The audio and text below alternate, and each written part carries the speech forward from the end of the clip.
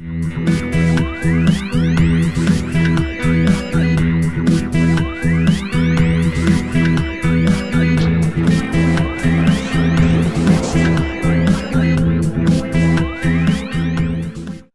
for tuning in. I'd just like to show you quickly the battery consumption and the fact that I've had that for the last 2 days.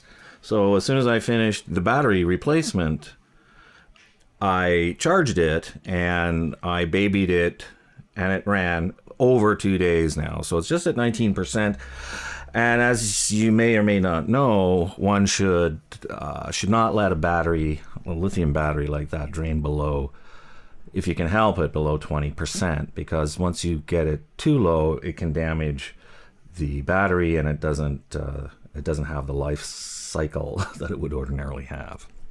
That said, let's just get into a quick couple of particulars. I'm doing the finishing editing, and it's based on the ifixit site's BlackBerry Z30 battery replacement steps. Getting a phone that you can replace the battery on seems to be getting more difficult for some reason. This battle, well, I would say movement, to sort of chastise Apple for the means and methods that they're using to suppress third-party parts, third-party repair shops in order to promote their own Genius Bar, their own aftermarket support, usually at the cost of, instead of repairing it, they replace it and or charge a very stiff premium for what you're getting. And that's not right. I think for people of average means, in order to own high technology, there has to be some accommodation to allow people to self-maintain a product, because the cost of entry is very high in a lot of cases, and then after a couple of years needing to replace something or repair something because something untoward has happened, like dropping a phone and breaking a screen, and then discovering that, well, no, we can't fix the screen, we have to you have to replace the entire phone, and that's just not just. So with that in mind, I would like to laud people who take it upon themselves to change their own batteries, change their own screens, and I think that a site like ifixit is certainly of value to us as average people. And I'd also like to just mention briefly that that's more or less the philosophy of a lot of the videos that I've done. They seem, I think, on the face of it, rather odd, rather awkward. And that's because I tend to come from the perspective of somebody of average means who is figuring out and learning how to do something. So, I'm using what I have at hand, and it's not slick. The production values, could be better. I don't have a lot of practice in repairing my own devices, building computers and stuff like that, even though that's exactly what I've done and am doing. So with sites like ifixit, it allows people like myself and yourself, if you're watching this video, to accomplish things that may well appear to be daunting. And it's in that light that I hope you watch this video and get something out of it to show that, oh, this can happen or that can happen. And I'm going to be doing a little voiceover as well. It's not scripted. It's just going to be me reacting to my own production here as I go through. So hopefully you'll find that enlightening, perhaps a little amusing, perhaps not. And we'll see how it goes. I would also like to just mention also that YouTube and Google have made changes to the partnership program, and channels like my own, who are relatively small, even though I have hundreds of thousands of views, most of those are search driven through Google, and they come to my video and may not be signed in to an account or anything like that, so they watch, get their value, and leave, and I get nothing. I get the view, but I don't get the subscriber, which is something that Google, YouTube makes more and more important and needed in order to maintain A, your partnership status, and B, also accrue certain perks, like at 10,000 I get access, I can book a a studio space if one is nearby available. I can have access to, I think, certain membership type things. The main thing, though, is that if Google and YouTube should change the rules again and demand an increase in subscribership, then I will be there. So in light of that, if you get any kind of value out of this video at all, I would certainly much appreciate you subscribing to this channel. So thanks for watching. Thanks for tuning in. We'll see you next time. Right, so this is obviously the battery I'm replacing. That's the contact points. And this is the file that I've printed from the ifixit site. First, obviously, take off the back cover, and then remove the SIM card and the memory card.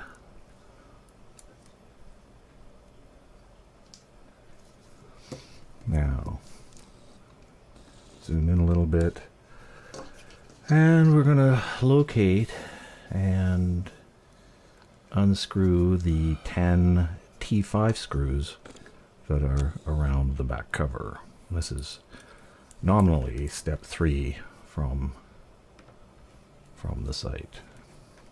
So let's get into high speed motion.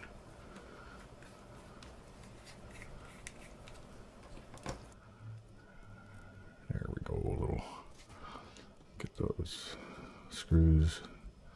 And they're a bit tricky. There's actually, I had a terrible time getting them out. They put a tiny bit of the blue Loctite in there, so they do kind of stick in the holes. I didn't actually get them all out, but enough, I think 3 or 4 to start with. And I'm taking the screen off here now. And being careful not to disrupt that ribbon that you see. Now there's a little tiny, I'm not sure what you'd call it, like a little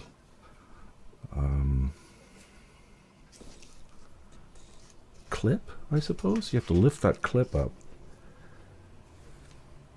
Oh, it's called the switch up the LCD ribbon holder.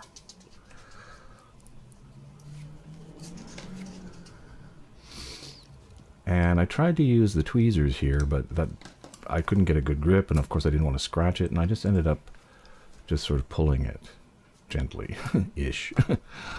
That white line you see, what I'm pointing out there, is what you have to, when you reassemble it, that's where the stop line is of when you reinsert the ribbon. So there, the LCD screen is removed, and we're faced with the frame, and then there is the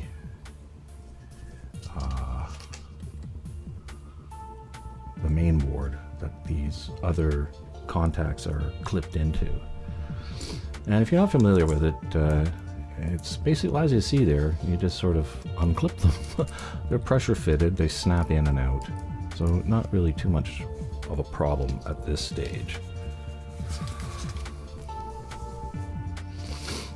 Excuse me. Yeah, one of the... You're supposed to note that they're fairly easy to damage. I mean, if I'm, I wouldn't want to use a screwdriver or go bananas with them. But if you lift up, I mean, they're robust enough, I think. So they just sort of unsnap. There. And then the main board is basically just loose underneath, so you can just pull those up. And there on the right, facing you, there's the buttons, the volume control buttons. Yeah, I picked those up there now. And they just fall. They're just sort of loosely inset. They're not attached or clip in any way. So you have to remember to put those back when you reassemble. So now here I just try to make sure I'm not tugging on something when I pull the main board out. And that's all there is to it. And now there's the battery. Next stage is to pull the camera out.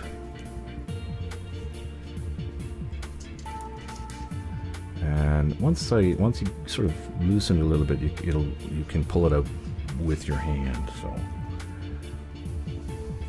and now there's the battery proper. Boy, oh boy, this is the fun part of the project. Comparing the size, yeah, it matches exactly. Yeah. How do I get it out? Well, they do mention in the file that it's very sticky, and they suggest using a heat gun. I didn't have a heat gun as such, but the 1200 watt hair dryer worked in a pinch. I probably should have used it on low. I started off with the guitar pick, which was just useless. Then the smooger, I don't know what they call that tool. And I just sort of started working around the edges. I pulled on the tab on the battery, and I think I ripped it slightly anyway, and I bent those forcep things or kind of plier things, and more dryer work, more lifting and stuff. I mean, it was just it just sort of a very slow process, and I just had to sort of work my way around until I could get something underneath. So it's basically just go around the periphery without, breaking that membrane that is the battery. It's sort of a weird it's not even solid. It's kind of they call it a gel pack, I think. But see, now I got a butter knife, and I'm working in there slowly to try and just gradually from all sides get a little bit more to lift each time I go around. Yeah, some more blow drying, a little bit more lifting and turning and lifting and turning, and that's the gist of it. Just sort of go around, and there's no real reason for it. It doesn't have to be glued that tightly, honestly. I mean, a little, blue tack I think would have gone a long way. But they use this sort of super industrial strength, double-sided super tape or whatever it is, and it was in there good. And it's just sort of working it back and forth with that heat, the blow dryer heat there, blowing that on, that it sort of just gradually released over a period of time there. So back and forth, and I could feel it giving way a little bit more each time, and as the instructions say, you sort of have to be careful because that NFC membrane is behind that central glued spot, and if you bodily lift it too much, then you might rip that out as well.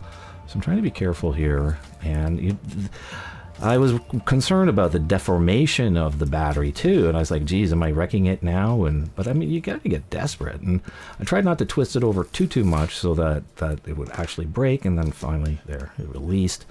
And even, just put it away, my friend, put it away, stop playing with it. Yeah, I was afraid that, it deforms enough, but I was careful not to deform it to the point where it would break. So I was pleased with that, and it released reasonably well. And now finally it's just a reverse of the other steps. Is insert the battery. I debated whether I should double-sided tape it, but then I gave it a shake with my thumb on it, and there was no movement, so I decided forget about it. It's not worth the trouble of trying to get the double-sided tape, which would probably just probably mess it up or do something weird anyway inside the phone, so forget about it. So here's the buttons. I have a look at them and just sort of place them where it seems natural that they should go, and yeah, they just sort of inset. And now the main board. Now I had a little trouble putting the main board back in, but see, I lifted two on that side, but then the one where the battery ribbon connects gets caught underneath. So I think the way to do it is the other way. You make sure that the battery ribbon is first, and then lift the other two out. And again, I still, I had a little trouble trying to make sure that they were lifted. So after a few tries, finally, I got them both out simultaneously. Took a couple of tries, but there they are. Yeah.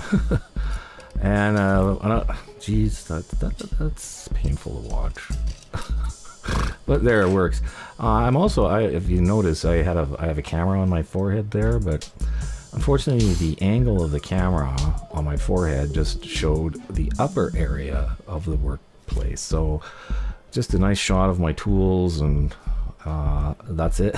So none of me actually putting the phone together, which was kind of a real annoyance, unfortunately. So, but such so it goes. So here I am. I'm just replacing the ribbon bits, and I'm actually surprised how easily it all sort of fit together. Nice little snap. And make sure it's centered correctly, and don't try and force it. Just it should fit.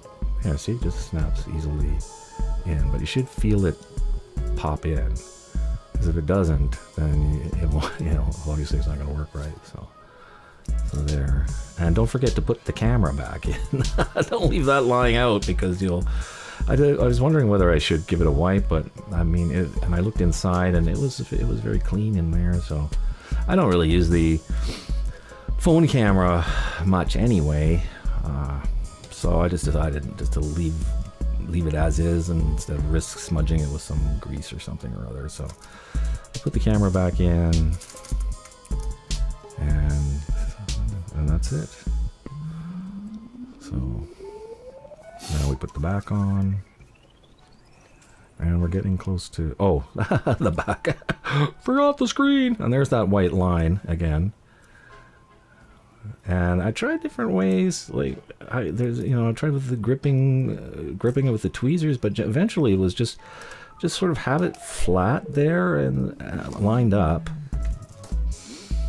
and then just sort of push it, because the ribbon is stiff enough that if it's lined up nicely, it'll just go in. So you sort of wiggle it back and forth, and then once it's up to that white line, you just snap close the little holder, and that's it. So here you can see me positioning it, and I just sort of realized, well, I don't need the tweezers. The tweezers just get in the way. See, it's a try, and this doesn't work. Because I was going to guide it, but then I said, maybe I'll just hold it, and then, all right, try again. See, I push that, and it's like, I use the other tweezers. They don't work either. So, nope. So then this, nope. Yeah, see, it just pushes everything, and then it's just basically, just sort of push it with your finger from behind, and then use both fingers, and then push it in. So so this is the tricky bit, I think, of the whole thing. So there, it's at the white line, as you can see, and I just shove it the tiny little bit more, click, and that's it. So I make sure the flanges are underneath the chin, I guess they call it, and now it all snaps shut.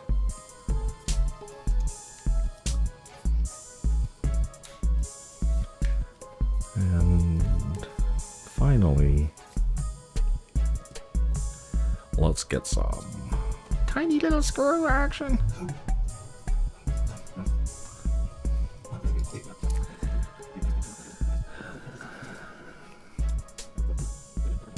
So there we go. And that's it.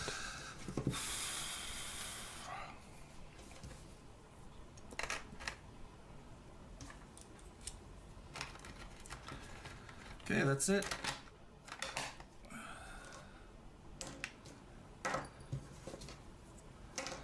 And we're done.